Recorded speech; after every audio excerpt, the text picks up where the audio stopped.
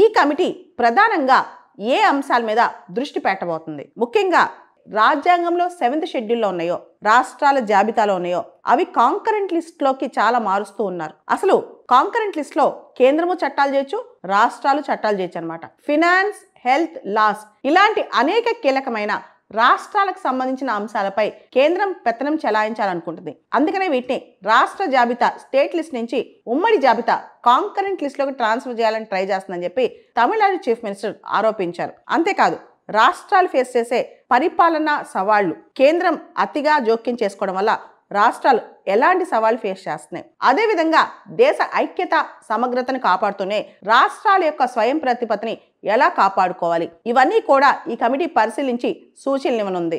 ఇంతకు ముందే 1969లోనే తమిళనాడులో ఇదే అంశం పైన రాజమన్నార్ కమిటీ అని కమిటీ వేశారనమాట. అప్పట్లో అన్నాదురై చీఫ్ మినిస్టర్. 1971లో ఈ కమిటీ రిపోర్ట్ ఇచ్చింది. ఈ కమిటీ రిపోర్ట్ ఇచ్చిన నాటికి కలైంగర్ కరుణానిధి సీఎం అయ్యారనమాట. సో రాజమన్నార్ కమిటీ రికమెండేషన్స్ ఇచ్చింది. కేంద్ర రాష్ట్ర సంబంధాలకు సంబంధించి 1983లో కేంద్ర ప్రభుత్వం సర్కారియా కమిటీ వేసింది. సర్కారియా కమిటీ ఇచ్చిన సిఫార్సులు ఏంటి? పూంచి కమిషన్ తర్వాత వేశారు 2004లో. ఈ సిఫార్సుల్లో మనం ఇంకా ఏమేమి తెచ్చుకోవచ్చు, వీటన్నిటి మీద సమగ్రంగా నివేదిక ఇవ్వమని చెప్పి స్టాలిన్ గారు కురియన్ జోసెఫ్ అధ్యక్షతన ఈ హై లెవెల్ కమిటీ సిఫార్సులు చేస్తుందని చెప్పారు.